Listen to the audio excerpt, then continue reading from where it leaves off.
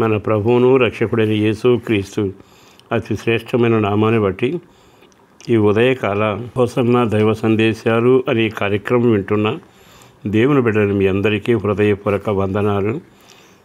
ప్రభు కృప మీ అందరికీ సమృద్ధిగా తోడై ఉండునుగాక. కొన్నిసార్లు మనం పరిస్థితులకి భయపడతాం, కొన్నిసార్లు డబ్బు పోయిందని భయపడతాం, కొన్నిసార్లు ఆరోగ్యం దక్కలేదని భయపడతాం, ఇంకా కొన్నిసార్లు ఏమో తెలుసా, అయ్యో నా వాళ్ళంతా దూరం అయిపోయారే, మా అబ్బాయి ఇలా అయిపోయాడే. అంటే అర్థం ఏంటంటే వ్యక్తుల్ని కోల్పోయినప్పుడు, ఆ వ్యక్తులు దూరం అయిపోయినప్పుడు, ఆ వ్యక్తులు చిక్కుల్లో పడ్డప్పుడు, ఆ వ్యక్తుల జీవితం నాశనభూయిష్టంగా కనబడినప్పుడు వ్యధ చెందే తల్లిదండ్రులు భూమి మీద చాలామంది ఉంటారు. అవన్నీ మనం అనుభవించినవేగా. కానీ నా దేవుడు ఏమంటాడో తెలుసా, నువ్వు ఎలాంటి ఇబ్బందులు ఇరుకులలో ఉన్నా ఏమీ కంగారు పడబాకు, నీ వాళ్ళను రక్షించుకునేట్టుగా నేను చేస్తాను అని మాటిస్తున్నాడు. ఒక క్షణం బైబిల్ లేఖనంలో సమూయేలు మొదటి గ్రంథం 30వ అధ్యాయం 8వ వాక్యం, తప్పక నీ వారందరినీ రక్షించుకొందువు, తప్పక నీ వారిని రక్షించుకొందువు. ఈ మాట దగ్గర ఆగి ఒక క్షణం ఆలోచించండి. మనం పోగొట్టుకుంటున్నాం ఉంటున్నాం, కానీ మనం ఎలా రక్షించుకోగలం, ఎలా కాపాడగలం? మనం చాలాసార్లు ఏంటంటే మనం అనుకున్నది సాధించలేము అనే నిరాశ శిఖరాన్ని ఎక్కుతాం. శోధకుడు వాడు మహా తెలివి గలవాడు. వాడు ఏమంటాడంటే, చేజారిపోయింది, అంతా అయిపోయింది, నీ వల్ల కాదు అంటూ చాలా భయంకరంగా మాట్లాడతాడు. కానీ నువ్వు కంగారు పడనక్కర్లా. కారణం ఏంటంటే జీవితాన్ని రాసినవాడు, దినాలు లెక్క రాసినవాడు, నీ గడియలు లెక్క చూసినవాడు ఒక ఆయన ఉన్నాడు. నువ్వు ఏ మార్గాన వెళ్ళాలో ఆయన ముందే సిద్ధపరిచాడు. మనం ఇప్పుడు కొత్తగా వెళ్ళటం లేదు, మార్గం మనకు కొత్త. మన చరిత్ర రాసిన వాడికి అది ఎరిగిన సత్యం.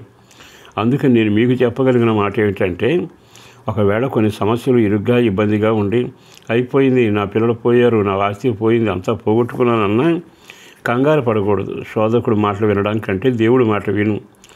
ఆయన ముందే నీ మార్గాన్ని నిర్ణయించాడు. నువ్వు ఎక్కడ ఆగాలో, ఎక్కడ మెరకెక్కాలో, ఎక్కడ నెమ్మది పొందాలో, ఎక్కడ శ్రమ పొందాలో, ఎక్కడ చెట్టు కింద ఆగాలో ఆయన అంతా నిర్ణయించాడు. ఆ నిర్ణయించిన వాడిని నడిపిస్తున్నప్పుడు నీకేమో ఇబ్బందిగా ఉంటుంది. నేను నడిపించేవాడు తెలిసి ఇంకెందుకు, ఒక మైల్లో వెళ్ళగానే చెట్టు దొరుకుద్ది, కొంచెం ముందుకెళ్ళాక బావి దొరుకుద్ది, నీళ్లు దొరుకుతాయి, వీళ్ళే చెప్పలేరు సార్. ఆ దేవుడు అంత ధైర్యంగా ఉంటున్నాడు. కారణం ఏంటంటే నిర్మాత, సృష్టికర్త, ఆలోచనకర్త, అన్నీ సమకూర్చగలిగిన వాడు. ఈ రోజున నీ వ్యక్తిగత జీవితంలో ఏది కోల్పోతున్నా కంగారు పడక ఒక్కసారి ఆయన వైపు తిరిగి అయ్యా నీ నోరు తెలిస్తే ఆయన ఏం చేస్తాడో తెలుసా, మన కన్నులకు ఆశ్చర్యమైన సంగతులు చూపిస్తాడు. అప్పుడు అనిపిస్తుంది ఇది కదా దేవుని ఆలోచన అని. అది మనకు కనబడనంత కాలం ఆయన ఎన్ని చెప్పినా మనకు అర్థం కాదు. అందుకే బైబిల్ ఏమని తెలుసా, నీ పిల్లలను చూస్తావు, ఆశ్చర్యమైన సంగతులు చూచేట్టుగా నీ కళ్ళు తెరుస్తాను, జరగబోయేవి నీకు చూపించబోతున్నాను, ఎక్కడికి ఎక్కిరా అంటూ ప్రణగ్రంథంలో కూడా చెప్పారుగా. అంటే ప్రతిదీ నువ్వు తేటగా చూడగలగాలి అనుకుంటే నువ్వెవరివై ఉండాలో తెలుసా, ఆయనతో నడిచేవాడవై ఉండాలి, ఆయనను కలిగి వెళ్ళే వ్యక్తివై ఉండాలి.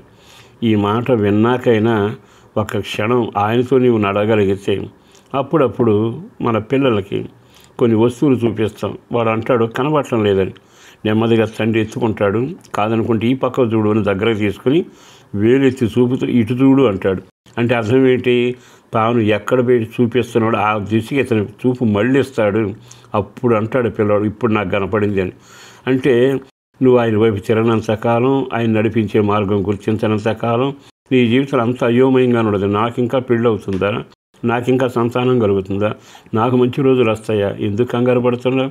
ఆయన నడిపించే నడిపింపులో ఉండు. నువ్వు ఏదీ పోగొట్టుకోను, నీ వాళ్ళు కూడా ఏమీ చెక్కు చెదరడం, క్షేమంగా నీ వాళ్ళు నీ దగ్గరకు వస్తారు.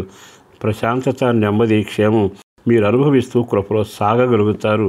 అట్టి కృప నా దేవుడు మీకు మెండుగా దయచేసి ఆశీర్వదించునగాక. పరిశుద్ధుడును ప్రేమమడి నా ప్రభు వందనాలయ. అపారమైన నీ ప్రేమ కొరకు ధన్యవాదాలు. చూపిన మేలుల కొరకు వందనాలు. మరింత కృపగలిగి వర్ధిల్లినట్లు కార్యం చేసి మహిమ పొంది ఆశీర్వదించుమని, బిడ్డల భవిష్యత్తు దీవెనకరంగా ఉండే కృప చూపండి. ఎంతైనా నమ్మదగిన దేవుడు, మేలు జరగాలి. కుటుంబంలో చదువుకునే పిల్లలు భవిష్యత్తు పరీక్షలు నీ బిడ్డ యొక్క జ్ఞానం కొరకు, వివాహాల కొరకు, సంతానం కొరకు, వ్యాపార వ్యవసాయాల కొరకు, అన్నిటికంటే రక్షణ భాగ్యం కొరకు అర్జిస్తుండగా కృప కలుగునగాక. చేతి నీడలో దాచిపెట్టి రెక్కల నీడలో నీవు భద్రతతో నీ బిడ్డలకు దీవెన కలుగు చేయమని యేసు పేరట వేడుతూ ఉన్నాము తండ్రి. ఆమేన్.